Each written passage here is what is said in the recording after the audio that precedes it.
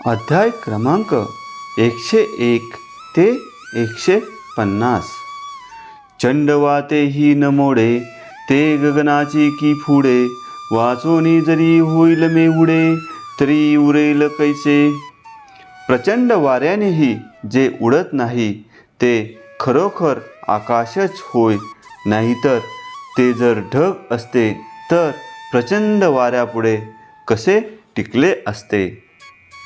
तेवी जाणणे या जे आकळिले, ते जाणवलेपणेची उवानले. मग नेनविची त्या ते म्हणितले अक्षर सहजे. त्याप्रमाणे ज्ञानाचे जे विषय झाले त्याला ज्ञानाकडून मापले गेलेच. जे ज्ञानाचे विषय होत नाही त्याला सहजच अक्षर असे म्हटले जाते.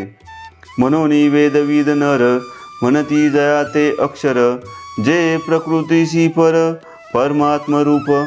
म्हणून वेदज्ञानी पुरुष ज्याला अक्षर म्हणतात ते परमात्म स्वरूप प्रकृती पलीकडे आहे. आणि विषयांचे विष उल्लंडनी, जे सर्वेंद्रिया प्रायचित्त देऊनी, आहती देहाची या बैसोनी झाडा तळे. आणि जे विषयांचा विषवत त्याग करून सर्व इंद्रियांना निर्मळ करून उदासीन वृत्तीने देहाच्या सावलीला बसले आहेत, ते या परी विरक्त जयाची निरंतर वाट पाहत, निष्कामाशी अभिप्रेत सर्वदा जे.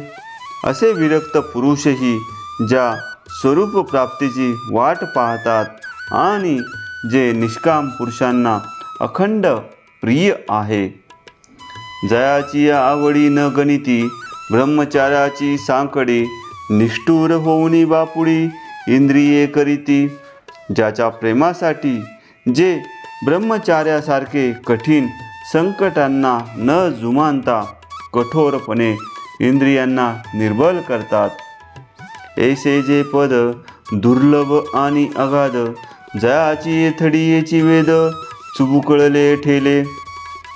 असे जे अगाध दुर्मिळ अचिंत्य पद, ज्याच्या एलतीरावरच वेद गटांगळ्या म्हणजेच वेदासही अगम्य खात बसले आहेत, ते पुरुष होती जे या परी लया जाती.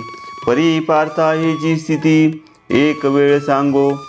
याप्रमाणे जे पुरुष देह ठेवतात ते परमात्म स्वरूप होतात. अर्जुना, हाच प्रकार तुला मी पुन्हा एकदा सांगतो.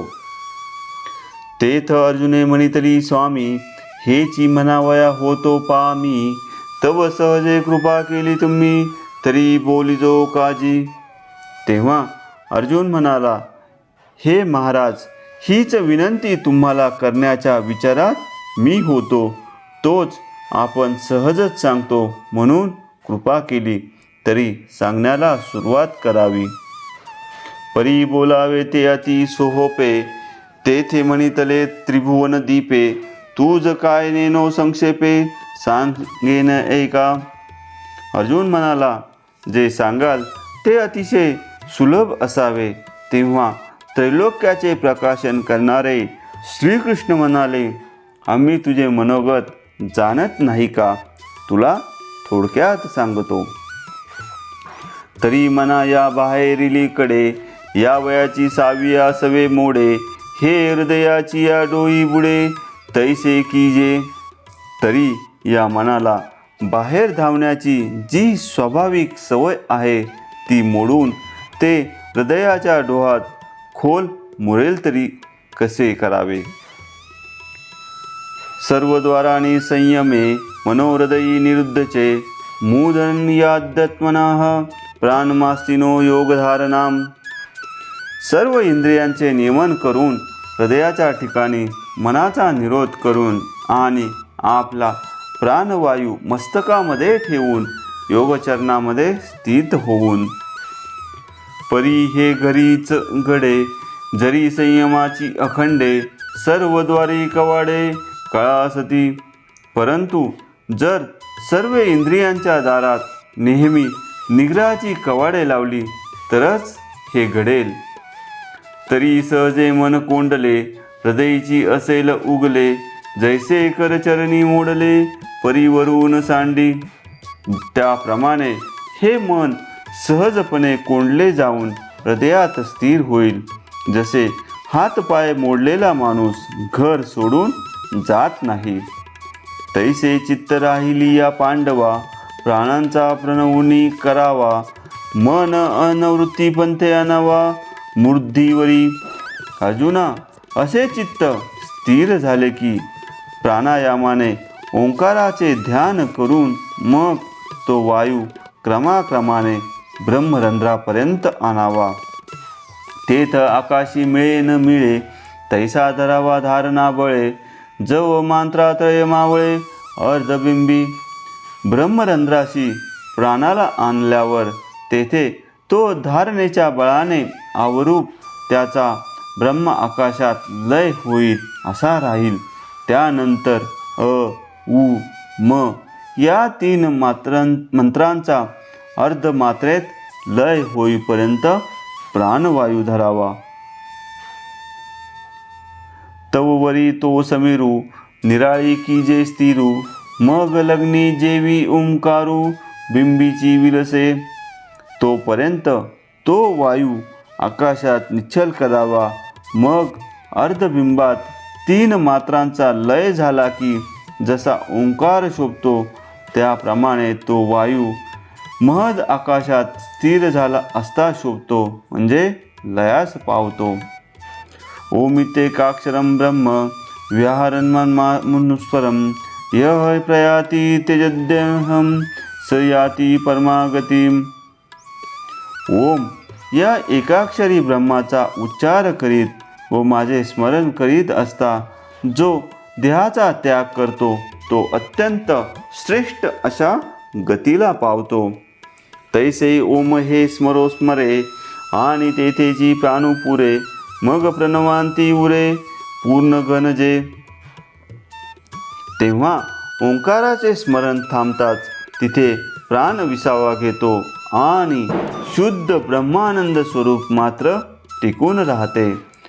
मनोनी प्रणवैक नाम, हे एकाक्षर ब्रह्म जो माझे स्वरूप परम स्मरत शांता. म्हणून ज्याला प्रणव म्हणतात व जे एक अक्षरी ब्रह्मच आहे असे जे माझे मुख्य स्वरूप त्याचे स्मरण करीत असताना. या परी तेजी देहाते, तो त्रिशुद्धी पावे माते. जया पापनया परवते, आणिक पावणे नाही. तो जड देहाचा त्याग करतो आणि माझ्या शुद्ध स्वरूपाला प्राप्त होतो. या प्राप्ती पलीकडे काही प्राप्त करायचे राहत नाही. येथ अर्जुना जरी पिपाये, तुझा जीवी हन ऐसे आये. ना हे स्मरण मग होय, काय सयावरी अंती. कदाचित अर्जुना, इथे तुला वाटत असेल की अंतकाळी स्मरण कशाने होणार. इंद्रिया अनुघडू पडलिया, जीविताचे सुख बुडालिया. अंतू बाहेरी उघडलिया, मृत्यू चिन्हे. कारण इंद्रिये निरुपयोगी झाल्यावर जिवंतपणाचे सुख नाहीसे होऊन अंतर्बाह्य मरणाची लक्षणे उघड दिसू लागल्यावर ते वेळी बैसावेची कवने. मग कवन विरोधी करणे, तेथ कायाचे नियंत करणे प्रणव स्मरावा. अशा वेळी योगासन कोणी घालावे, इंद्रिय निग्रह कोणी करावा आणि कोणाच्या अंतकरणाने ओंकाराचे स्मरण करावे. तरी अगा एसिया ध्वनी, जने थारा देसी होमनी. पै नित्य सेविला मी निदाने, सेवकू होय. तर बाबा, अशा प्रकारच्या शंकेला तू आपल्या मनात थारा देऊ नकोस. कारण जो माझे अखंड आणि नित्य चिंतन करतो त्याच्या अंतकाळी मी सेवकासारखा कामाला येतो. अनन्यचेता हा सततं यो मा स्मरति नित्यशः, तस्म्याहं सुलभं पार्थ नित्ययुक्तं योगिना. पार्था, जो सतत अनन्य चित्त होऊन नित्य माझे स्मरण करतो त्या माझ्याशी निरंतर एकवटलेल्या योगाला मी सुलभच आहे. मामुपेतं पुनर्जन्मं दुःखालयमशपश्यं नाम व्यापू महात्मां सांसिधी परमागतां. ही श्रेष्ठ स्थिती प्राप्त झालेल्या महात्म्यांना मजप्रत आल्यानंतर दुःखाचे आगार असलेला व नश्वर असा पुनर्जन्म प्राप्त होत नाही. जे विषयांशी तिळांजली देऊनी प्रवृत्तीवरी निगड वाहुनी माते हृदयी सुनी भोगिताती. जे विषयांना तिलांजली देऊन प्रवृत्तीला आळा घालून मलाच अंतःकरणात साठवून माझ्या स्वरूपाचे सुख उपभोगतात. परी भोगितया नारानुका भेटणे नाही शुदाधिका तेथ चक्षुराधिक कवन पाडू. असे सुख उपभोगताना त्यांना तहान भूकही लागत नाही. तिथे डोळे इत्यादी इंद्रियांची गोष्ट बोलायला नको. ऐसे निरंतर एकवटले जे अंतकरणी मजसी लिगटले मीची होऊनी आटले उपासिती. याप्रमाणे माझ्याशी अखंडपणे एकरूप होऊन जे अंतर्यामी माझ्याशी समरस झाले ते मद्रूप होऊन माझीच भक्ती करतात. तया देहावसनाम जई पावे तई तीही माते स्मरावे मग म्या जरी पावावे तरी उपासती ते कायसी. जेव्हा त्याचा देह पडण्याचा प्रसंग येतो तेव्हा त्याला माझी आठवण येते. अशा वेळी मी त्याच्या हाकेला न पावावे तर त्याने केलेल्या उपासनेचे काय महत्त्व राहिले. पैरंकू एक आडलेपणे काकुळती अंती धावा गा धावा म्हणे तरी तयाचे ग्लानी धावणे काय न घडे मज. जर कोणी एखादा दीन प्राणी संकटात सापडून देवा धावा हो धावा असे आकांताने म्हणाला तर त्याच्या दुःखाने कळवळून त्याच्या सहाय्यासाठी मी धावून जात नाही काय. आणि भक्ता ही तेची दशा तरी भक्तीचा सोसू कायसा मनवनी हा ध्वनी ऐसा न वाखनावा. आणि एकनिष्ठ भक्तांची अशीच अवस्था झाली तर भक्तीची हौस कोणाला राहील बरे. म्हणून तू शंकाच घेऊ नको. तिही जे वेळी मी स्मरावा ते वेळी स्मरला की पावावा तो आभारुई जीवा सहावेची ना. त्यांनी माझे स्मरण करावे आणि मग मी धावून जावे एवढे देखील त्यांच्या उपासनेचे ओझे मला सहन होत नाही. ते ऋण वैपन देखोनी अंगी मी आपुलियाची उत्तीर्णत्वा लागी भक्तींची तनूर त्यागी परिचर्या करी. ते भक्तीचे ऋण माझ्यावर आहे ते फेडण्यासाठी भक्तांच्या अंतकाळी त्यांच्या सेवेकरता मी मोठ्या त्वरेने कटिबद्ध होतो. देह वैकल्याचा वारा झने लागेल या सुकुमरा म्हणून आत्मबोधांचा पांजिरा सुयेतया ते. माझ्या सुकुमरा भक्ताला अंतकाळी शरीराच्या क्षीणपणामुळे व्याकुळता येईल या भीतीने आत्मज्ञानाच्या पिंजऱ्यात त्यास मी सुरक्षित ठेवतो. वरी आपुल्या स्मरणाची उवाली येईल ही व ऐसी करी सावली ऐसेनी नित्यबुद्धी संचली मी आणि तया ते. शिवाय माझ्याविषयी त्याला असलेले स्मरण हीच प्रशस्त व थंडगार सावली मी त्या पिंजऱ्यावर करतो. अशा तऱ्हेने आत्म्याच्या नित्यतेविषयी दृढ झालेली बुद्धी मी त्याला देतो.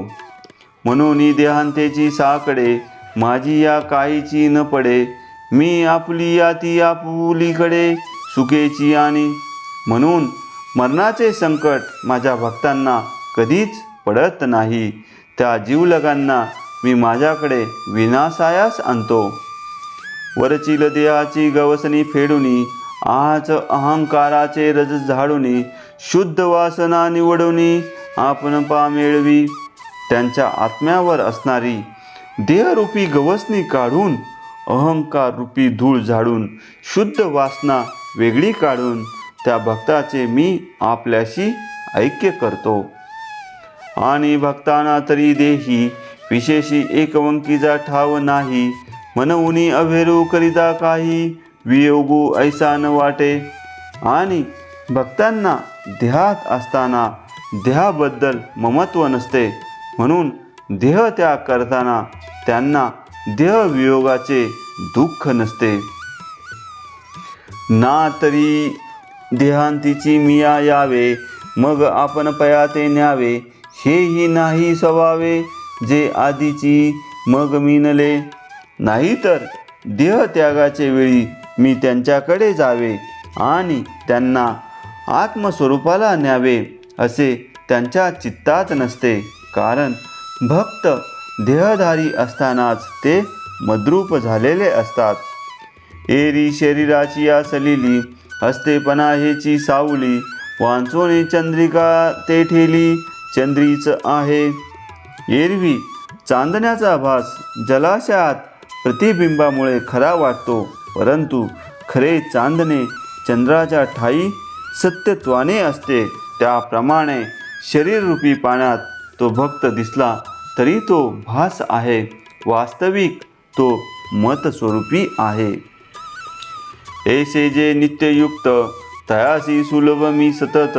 मनऊनी देहांती निश्चित मीची होती.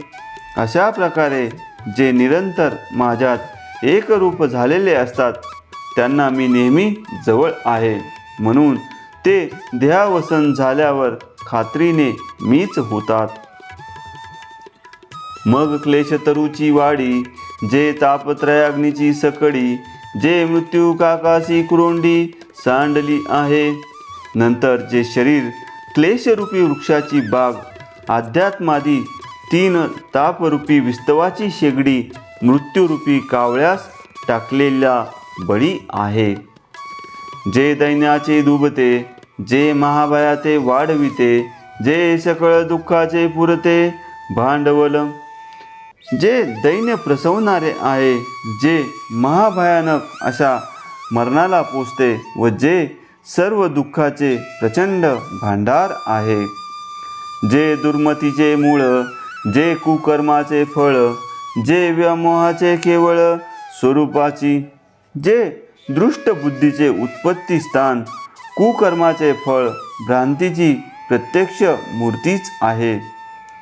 जे संसाराचे बैसणे, जे विकाराचे उद्याने, जे सकळ रोगांचे भाने वाढविले आहे. जे संसाराचा पाया, विकाररूपी झाडांची बाग, रोगाचे आयते खाद्य आहे.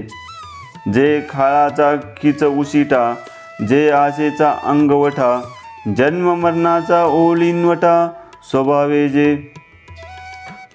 ते मृत्यूचे अन्न, आशेने आश्रयस्थान, जन्ममृत्यूची स्वभावताच वाट आहे. जे बुलीचे भरीव, जे विकल्पाचे ओतीव, किंबहुना पेव विंचुवांचे. जे भ्रमाने भरलेले, संशयाचे घडलेले आहे आणि दुःखरूपी विंचवाचे भांडार आहे. जे व्याघ्राचे क्षेत्र, जे प्रज्ञागणेंचे मैत्र, जे विषय विज्ञान यंत्र सुपजित.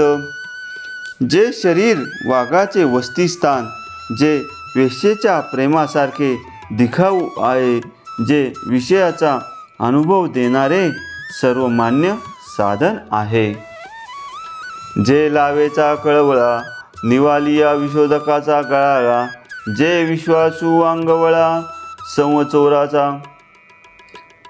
दृष्टशीच्या दिखाऊ स्नेहासारखे निवालेल्या विषाचा घोट आहे, जे साव चोराने मिळविला विश्वास आहे. जे कोंडियाचे खेव, जे काळसर्पाचे मार्दव, जे गोरीचे स्वभाव गायन जे. जे कुष्ठरोगाचे आलिंगन, काळसर्पाचा विषारू मऊपणा, फासे पारद्याचे फसवे गाणे. जे वैरियाचा पाहुणेरू, जे दुर्जनाचा आदरू, हे असो जे सागरू अनर्थाचा. शत्रूचा कपटी पाहुणचार, दुर्जनाचा घातक आधार सत्कार जे राहू द्या ते सर्व अनर्थाचा समुद्र आहे. जे स्वप्नी देखिले स्वप्न, जे मृगजळ सासी नले वन, जे धूम्रजनांचे गगन ओतले आहे. जे शरीर स्वप्नात पाहिलेले स्वप्नच आहे किंवा मृगजळाच्या पाण्याने पीक भरास आलेले रान आहे किंवा धुराच्या कणांनी बनविलेला आकाश आहे. अशा प्रकारे ओवी क्रमांक 101 ते 150 संपन्न झालेल्या आहेत.